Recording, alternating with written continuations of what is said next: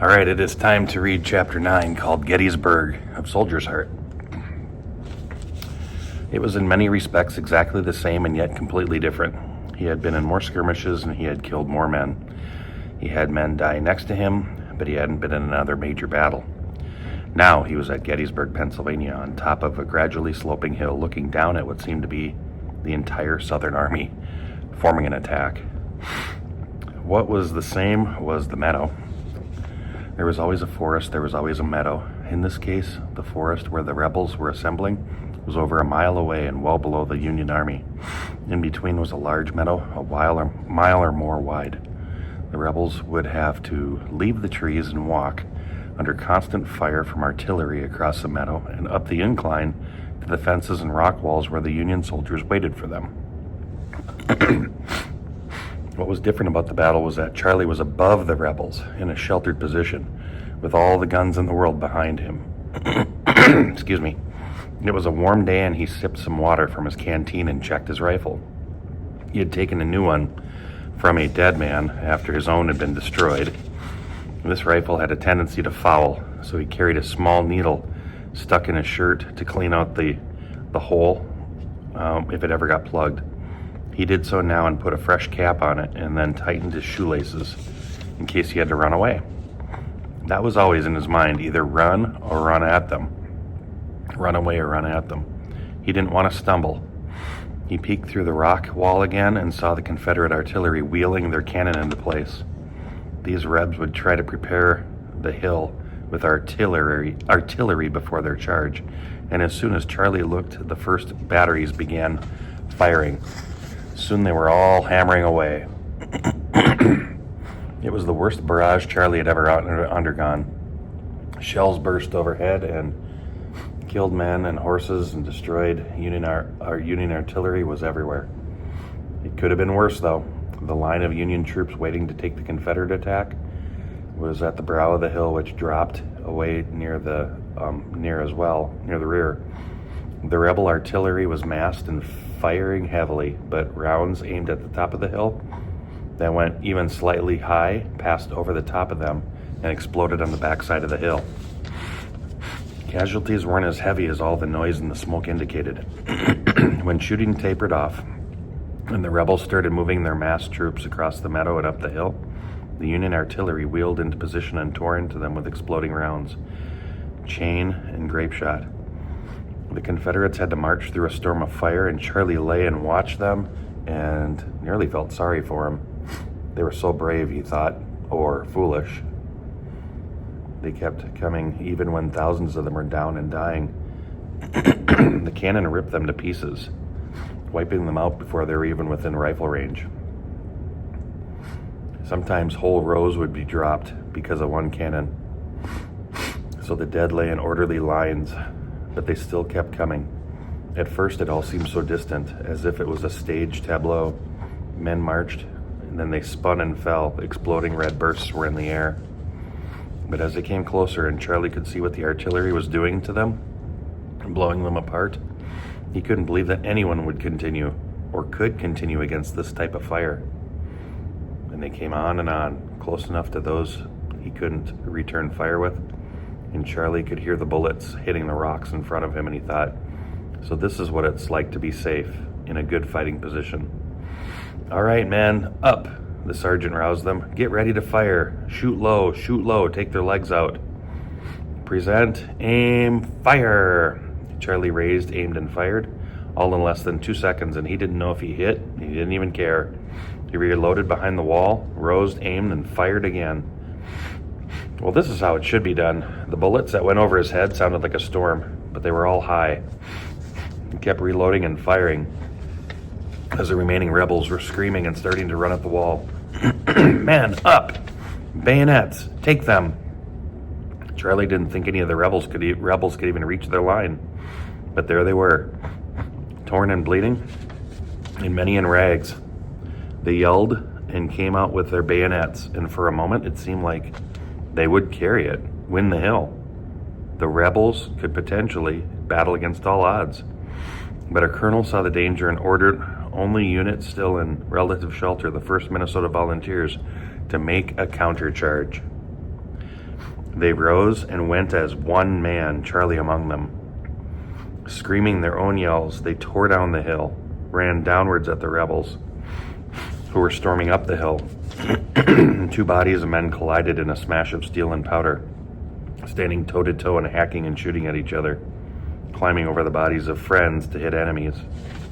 Charley was in the middle of the jabbing and screaming until he was hit, and hit again. He spun and was knocked down, and he saw this red veil come over his eyes, and he knew at last he was right, at last he was done, at last he was going to die.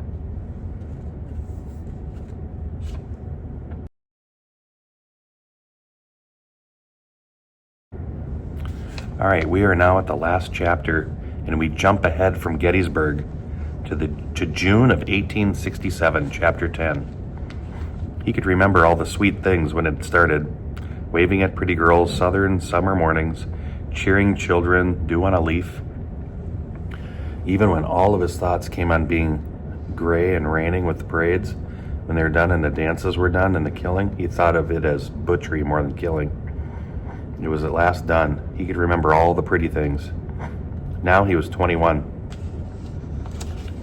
He was just getting to where he should be studying on marriage or raising some young ones, finding some land to work and improve, but it wouldn't be that way for him. Right now he was too old. Not old in years. In years he still hadn't even really started shaving yet, but in other ways he was too old from life.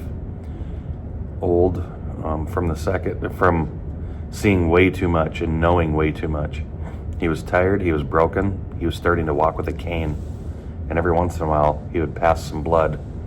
He knew it wouldn't be long for him. In some ways it made him sad. In other ways he was kind of glad. So many of the men he knew were there already, gone across, that he thought it might not be so bad to go see them, to get away from this constant pain and the sounds that he couldn't stop hearing in his mind when it was quiet. And so on this fine summer morning near Winona, Minnesota, he walked out along the river, well, limped, more like it, to have himself a picnic. He carried a feed sack with half a loaf of bread, and some of Edge L. Peterson's cheese and a chunk of roast beef with fat in it, and a jar of old coffee. That was one thing that stuck with him. The Army had taught him to like coffee, to live on coffee, and he still drank it even though it knotted up his guts. Coffee and beans. He could still sit to a meal of coffee and beans and a little pork belly and not even feel starved. But not for a picnic, not this picnic. He wasn't sure, in fact, that he would even eat. He'd come out on so many picnics before. Not sure he would eat, but just sit on the river and wonder if it was time to go visit the others. And always he had eaten and had coffee and then limped back to the small house on the edge of town. He'd heard it called a shack, Charley's shack, but he thought of it as his house. He found a place where the soft breeze kept the mosquitoes away and the sun would warm the grass and the dirt, and some rocks in the river made rippling sounds, and he stopped and with great effort he lowered himself into a sitting position. He sat with his legs straight out in front of him in an awkward position, but his knees didn't want to bend, and he couldn't lie back on the grass because it made him sick to lie down, so he sat, watching the river go by. Then he reached into his sack and took out some bread and cheese and set them on a small flat rock nearby. He removed his jar of coffee. His hands brushed the other things in the sack and took out until he put it on the rock near the bread and cheese. It was a small .36 caliber cap and ball revolver that he'd taken off the body of a Confederate officer. Charley had known the man was dead because he just killed him with his bayonet. Watching his steel sliding over his belt buckle, he remembered taking the revolver. Everybody wanted those Confederate revolvers. Back home, they wanted them. "Hey, when you go, pick me up a Confederate pistol," they'd say in letters, as if you could just pick one up off the ground, as if they weren't being carried by Confederate soldiers who didn't want to give them up, as if you wouldn't have to kill one of them to get one. He shook his head. This wasn't one of the things he liked to think about. The revolver shone in the sun.